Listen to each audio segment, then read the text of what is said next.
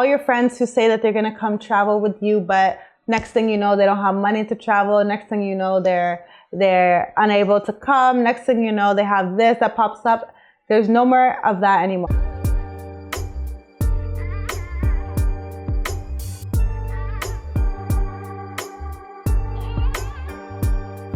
Hi everyone, welcome to my channel. My name is Reni. If you're new here, welcome. And if you're a returning subscriber, welcome back. I do appreciate you for taking your time to watch this video today.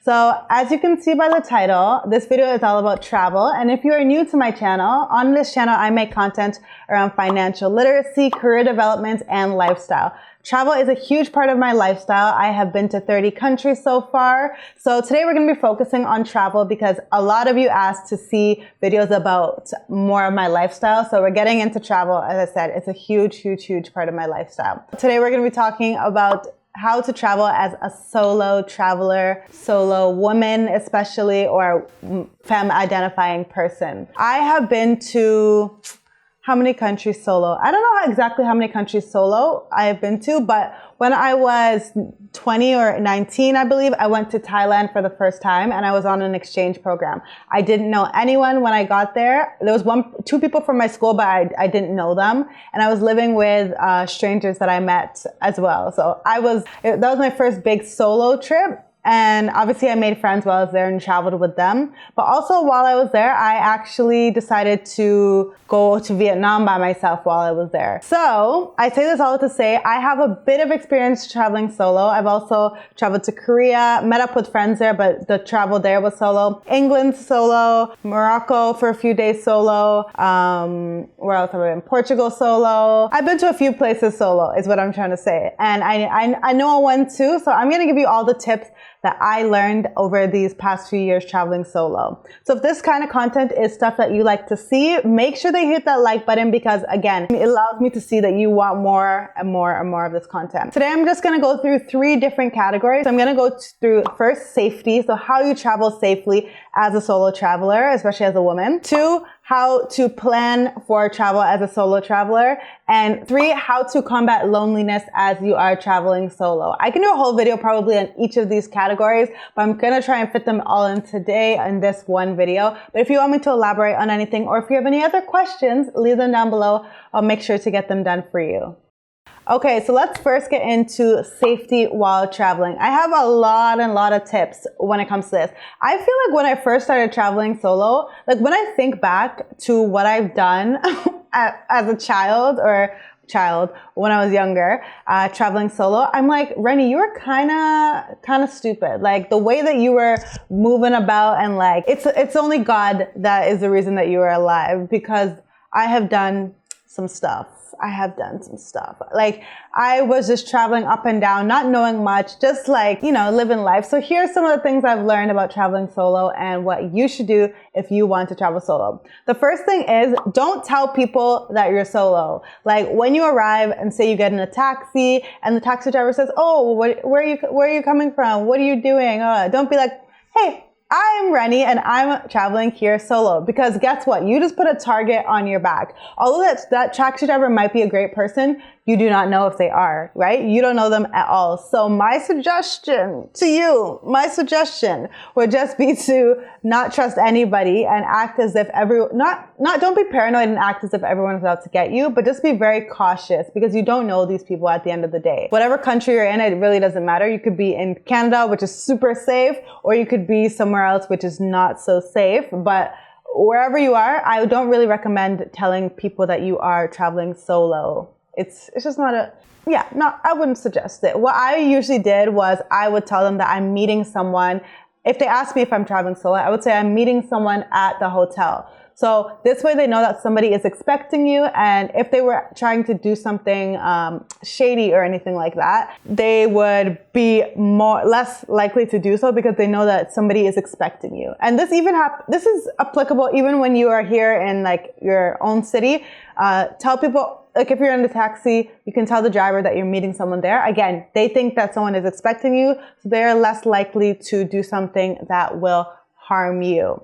Alongside this, when you are traveling solo, I do suggest that you share your location with friends and family who are back home. The reason that I say this is, although they can't really do much if you somehow go missing, at least they have a tracker of the last time that you were in a certain location. So I used to share my location with my sister just so that if I ever stopped responding, she could see where I last was. And if I lost my phone, she could also see where it last was.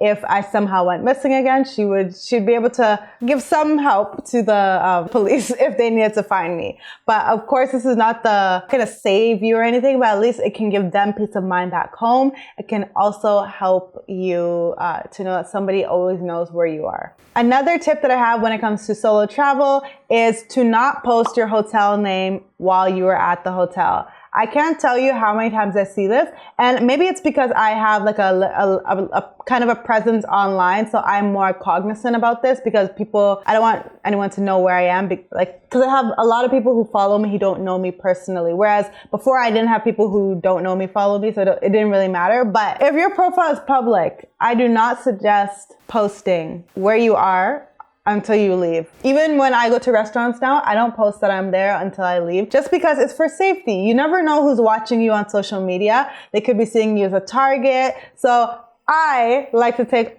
all of that away, all the ability for them to know where I am. I take it away as much as possible. So if I'm at a restaurant and I'm posting about it, I am already back home or I'm already at the next location. I'm not posting while I am there.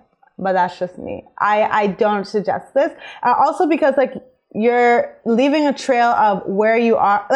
I don't know. People are creepy. People are creepy. Someone could just be searching up that restaurant, see that you're there, and then want to go meet you. And that's not okay, in my humble opinion. So my suggestion would be, do not post your location of anywhere that you are while you're actually in that location. Another suggestion that I have is if you are getting an Airbnb, so that's what I typically did when I was traveling solo because it was pretty affordable. Now Airbnb is getting a little expensive, so I don't know if a lot of you will be using Airbnbs, but if you do go with an Airbnb, I always try to use a woman host instead of a male host, just because it made me feel more comfortable. Of course, I know people will come at me in the comments. Of course, a woman can harm you. That does not mean that you will be safe just because your host is a woman, but it just personally made me feel a little bit more comfortable because I think violence against women is more likely to happen from a man than it is from a woman. Not to say it's impossible, but I'm looking at the statistics, okay? So yeah, I always picked either a couple or a woman, at least a woman, just because I wanted to feel a bit safer in my environment. Another suggestion that I have to keep you safe as a solo traveler is to get a data plan. And I know a lot of times we want to travel and we don't want to pay extra to use our phone. We just want to maybe use Wi-Fi, or whenever we get back to the hotel, use the Wi-Fi that's there. And we don't really see the need because, you're trying to disconnect. You're trying to just enjoy your vacation. But personally, I always get a data plan just because I want to feel like I know where I am at all times and I can contact someone in case I ever need to contact someone. If you don't have a data plan, if something happens, how are you going to contact anyone if you don't have Wi-Fi?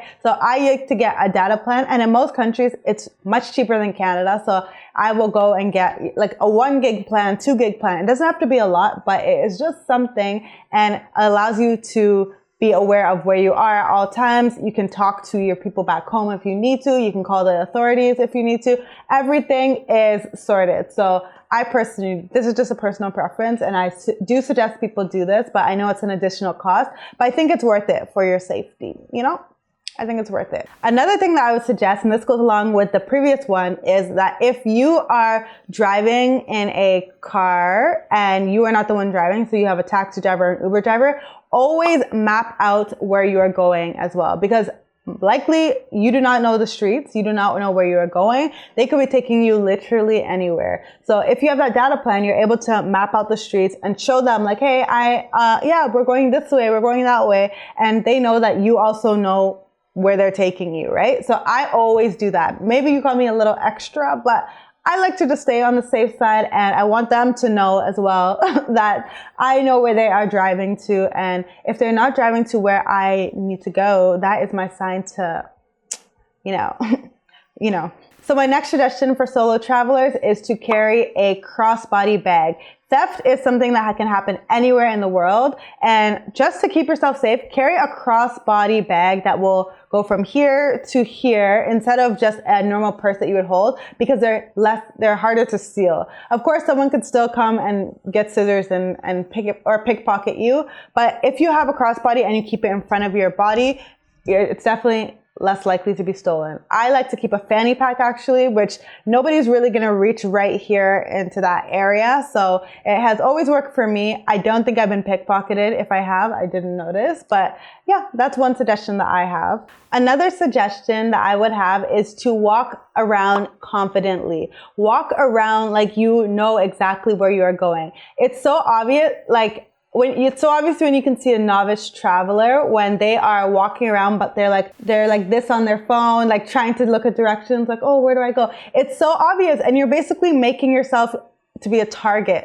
So I would say map out where you're going before you even leave the hotel, the restaurant, wherever you're leaving, and then as you go, walk, but you walk confidently as if you own the place and as if you already live there and you know where you're going. Again, if someone is trying to target women and they see that, oh, this woman looks like she's lost, you're the person that they're gonna come for. So personally, I would just suggest that you try to walk, lift your shoulders up, walk like you're confident.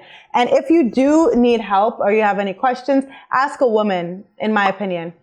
Again, you can ask a man, but I always feel comfortable asking a woman, and a woman who has kids as well. I don't know, maybe that's just me, but I feel like I trust the mother. That could just be me, but yes, that is what I always suggest, to ask a mother who has kids with her, ideally.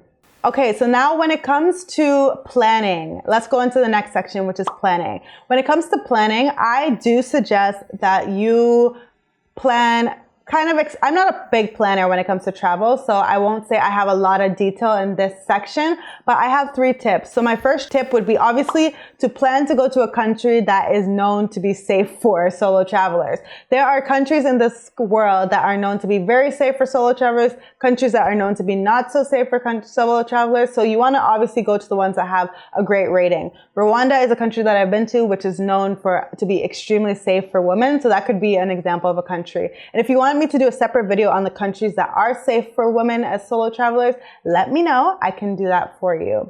So that would be my first thing. Go and research exactly what countries make most sense for you to travel to. It's not just because you got a cheap flight that you should be traveling to any country, okay? Be safe, be smart. Don't listen to the stereotypes, but listen to the facts, listen to the facts that people have. But stereotypes and facts, not the same thing, not the same thing. The second tip that I would have is to do research in a group of other women that a lot of women are in. So there's a group called Girls Love Travel, and it is on Facebook. I highly, highly, highly suggest checking it out. It is a great resource, and this is actually where I got the courage to even solo travel. That group is filled with so many women who have traveled the world. I'm sure there's probably over 1 million people in that group. And they basically, that's where anytime I travel somewhere, I research the destination, and they tell you what is safe, where it is safe to travel and where it is not so safe to travel within the country that you are choosing. So imagine, even if I'm in Toronto right now, there's some parts of Toronto that may not be as safe as other parts for a solo traveling woman. So I take that advice, not just from people who have traveled there, but a lot of locals will be in the group as well. And they'll be able to give you advice and just tips on how to navigate the space. So again, there are countries that are safe, countries that are not so safe. And then within those safe countries, there are still areas that are safe and areas that are not so safe. So be wise and choose things wisely. Another thing that I like about the group is that women in the group would say their bad experiences as well. So they are willing to share the bad experiences they have to help you completely avoid certain hotels, completely avoid certain restaurants. They are willing to give their experiences and tell you exactly what they've experienced. So of course, this is not the best thing, but it's very helpful for others. And it's very selfless of them to actually share their experiences with a bunch of strangers, so none of us will experience it as well. And also when it comes to planning, plan for the worst case scenario. I know that sounds horrible, but plan as if your wallet could be stolen when you go out, that your passport could be stolen when you go out, etc., etc. So one, keep a copy of your passport. Your passport could be lost at any time. Also, I don't suggest taking out your passport when you leave your hotel room, but some people like to do that. If you do, make sure that you keep a copy of your passport. So photocopy your passport before you leave and keep a copy, just so that if you ever lose your passport, you're able to still travel and show your passport to your local embassy and get your way out of that country. That would be one suggestion. And my second suggestion would also be to not take all the money that you have with you out of the room every single day. I usually take 2 credit cards. I'll leave one in the room, take one with me. And if I have cash, I'll take some cash with me, leave some cash in the room. That way, again, worst case scenario, if you lose your purse and you don't have any of your cash or cards, you still have money back at the hotel that will allow you to pay for things for the rest of your trip. And also, I just thought of another one with planning. Get travel insurance. This is not just for solo travelers, this is for anyone. Please get travel insurance because you never know what could happen. When I was younger, my mother, my sister and I were actually on a trip, and my mom fell down the stairs and broke her leg. And that was in the States. So it could have cost us hundreds of thousands of dollars, because they even airlifted us back to Canada in an emergency plane. But thank God we had insurance, and insurance is like $30. It's something cheap, right? So especially in these COVID times, please, I'm begging you, please get insurance before you travel. It's very important. So the next category that we're going to go into is loneliness. And I will talk about how you combat loneliness. A lot of people ask me why I even solo travel. And I like the flexibility to do pretty much whatever I want on my trip. I don't have to rely on anyone and wait on anybody, which is what I really like. And I also like being by myself and being able to reflect and think and all of that. So I know it can be overwhelming, and it's kind of like it can feel like a lonely experience sometimes, but here are some tips to combat that. The first thing, and this is what I usually do I think I've done it in pretty much every country that I've been to, is I go on a walking tour of the country, of the city, obviously. So, for example, when I was in Lisbon in Portugal, I went on a free walking tour, and I met almost everyone there were also solo travelers. I was able to meet them. I also met someone who lives 5 minutes away from me here in Canada. And I still talk to them to this day. So that's a good way to meet friends while you're abroad. So go and they're usually free as well. You just tip at the end. So go for a free walking tour while you are traveling, and you'll be able to meet people from all over the world. And a lot of times, a lot of them are solo travelers just like you. And then you can become friends, maybe go out to eat with them. That's exactly what I did. And as I said, I pretty much do this in every single city that I go to. Number 2, if you are on a resort or something, look for other young folks that you can hang out with. There are lots of activities typically that they host for young people, especially if you're on a resort. So go and find them. If you are not on a resort, go and you are on in a hostel, that is the home for young solo travelers, especially backpackers. So just go up and introduce yourself. If you're someone who's shy, look for someone else who also looks shy and maybe go and introduce yourself. This is kind of like networking, but less serious version. But honestly, having a friend that you just met, they can turn into a lifelong friend. So I do suggest introducing yourself to different people. What's the worst that can happen? Maybe they don't speak the same language as you, and it's hard to communicate, and then you just go your separate ways. Or maybe they don't want to talk, and then it is what it is. You move on to the next thing. The good thing is there's no pressure. You don't actually know them, so there's no real pressure to stay together the whole time. A lot of times I would meet people, hang out with them for the day or a few hours, and then never see them again. Maybe have them on Facebook, on Instagram, but never see them again.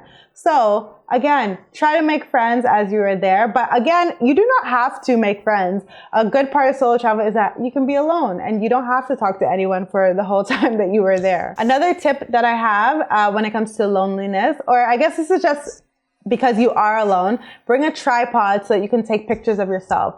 A lot of people like getting pictures, but they're shy to ask other people for pictures. So bring a tripod along with you. I'll leave the link to the tripod that I have in the description box, and just bring a tripod so that you can take your own pictures while you are traveling. Another thing that I suggest is some people find that eating alone is a very awkward experience and they just don't like it. I personally like to go to restaurants alone, but I know a lot of people don't like it. So one thing I suggest is bringing a book along with you. That way, if you are in a restaurant and you are reading a book, you don't feel so lonely because, and you don't look as awkward as you may feel because you are engulfed in this book as you're eating. So that would be a suggestion, just to keep you entertained while you are alone.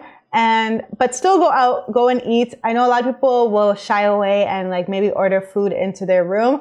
I suggest still enjoying your surroundings just as if you were out with a group of friends. And lastly, when it comes to solo travel, I just want to encourage you to have fun. Have the time of your life and embrace every single moment, because we're around people all the time. When do we ever have time to be by ourselves, not talk to anyone, and just enjoy our own company? So my suggestion would be to just enjoy your own company. Live your best life and enjoy your own company, because it's truly, I would say solo travel changed my life. I became so independent after solo traveling for the first time, and it really did just change my life. Now you don't have to rely on anyone. All your friends who say that they're going to come travel with you, but next thing you know, they don't have money to travel. Next thing you know, they're unable to come. Next thing you know, they have this that pops up. There's no more of that anymore. Now you'll be able to travel by yourself, and you'll honestly, anyone who's solo traveled will probably tell you it's an amazing experience. So I just recommend just do it. Obviously choose the safest location that you can possibly choose. And maybe for your first time, choose a location that is pretty similar to your home. So if I'm in Canada, maybe or if I'm in Toronto, maybe go to Vancouver for a solo trip, or go to somewhere in the States for a solo trip. So it's not too much of a culture shock, plus the solo aspect of it. But yeah, I love solo travel. Can't say enough good things about it. I really love it. I really do. I'm sure you can tell that I love it.